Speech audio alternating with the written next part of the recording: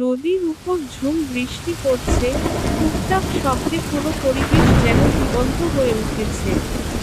চারদিকে সবুজে ঘেরা গ্রাম, ভেজা মাটির গন্ধে বাতাস ভারী কিন্তু মন শান্ত করে দেওয়া এক অপূর্ব অনুভূতি ছড়িয়ে আছে। দূরে নদীর ঢেউ আর বৃষ্টির ফোঁটার মিলনে তৈরি হচ্ছে এক মনোমুগ্ধকর দৃশ্য। আকাশে ধূসর মেঘ জমে আছে, মাঝে মাঝে বজ্রের গর্জন শোনা যাচ্ছে। একটা ছোট্ট গ্রামে, প্রকৃতির কোলে, বসবাস করত এক স্নেহময় ও সুখী পরিবার। বাড়ির উঠোন কাঁচা মাটিতে ভিজে একাকার হয়ে গেছে। সেই উঠোনেই দুই ভাই বোন বৃষ্টির মধ্যে আনন্দে মেতে উঠেছে। তারা দৌড়াচ্ছে, লাফাচ্ছে, আর বৃষ্টির ফোঁটায় ভিজে খিলখিল করে হাসছে। তাদের নিষ্পাপ হাসি আর আনন্দে পুরো পরিবেশ যেন আরো প্রাণবন্ত হয়ে উঠেছে। চারপাশের নীরব গ্রাম যেন তাদের খুশির সুরে জেগে উঠেছে। বৃষ্টির খেলায় তারা যেন সবকিছু ভুলে গেছে। সেই মুহূর্তটা যেন ছোট্ট এক সুখের পৃথিবী, যেখানে দুঃখের কোনো জায়গা নেই, শুধু হাসি আর ভালোবাসা।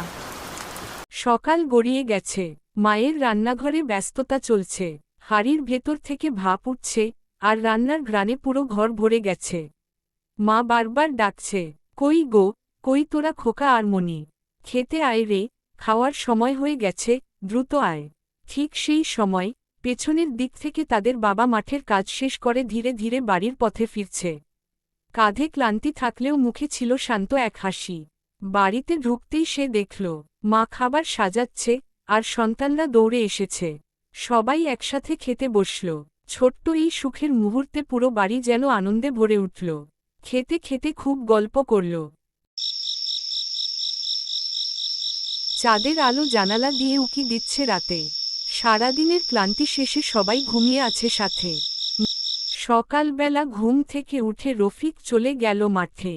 দীর্ঘ ক্লান্তি নিয়ে মাঠে কাজ করতে করতে হঠাৎ তার মাথা ঘুরে যায়, আর সে মাটিতে লুটিয়ে পড়ে। তাদের সুখের জীবনে হঠাৎ নেমে এলো অন্ধকার। মায়ের চোখে জল, কণ্ঠে কাঁপা ভয়। তিনি বললেন, এখন কি হবে আমাদের? এই সংসার চলবে কিভাবে? টাকা পাবো কোথায়? রাতে খাওয়ার মতো ঘরে কিছুই নেই, হাঁড়িতে চালও নেই, বিনা অনেক দুশ্চিন্তায় পড়ে গেছে। এদিকে মণি খোকাকে বলছিল, ভাইয়া, আমার খুব খিদে পেয়েছে, খিদের জ্বালা আর সহ্য হচ্ছে না। খোকা তার বোনকে সান্ত্বনা দিয়ে বলল, তুই চিন্তা করিস না, আমি কিছু একটা ব্যবস্থা করছি। খোকা তারপর জঙ্গলে গেল। জঙ্গলের গাছ থেকে ফল পেড়ে 2 ঝুড়ি ভরে নিল। এরপর সে সেই ফলগুলো নিয়ে গ্রামের বাজারে গেল এবং সবগুলো বিক্রি করল।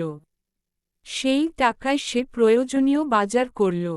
তারপর খোকা ভরা বাজারের ব্যাগ নিয়ে বাড়ির দিকে ফিরল। বাড়িতে এসে পরিবারের সবাইকে নিয়ে একসাথে খাওয়া দাওয়া করল। এভাবেই কঠিন সময়ে খোকা তার পরিবারের হাল ধরে সাহসের সাথে দায়িত্ব পালন করল।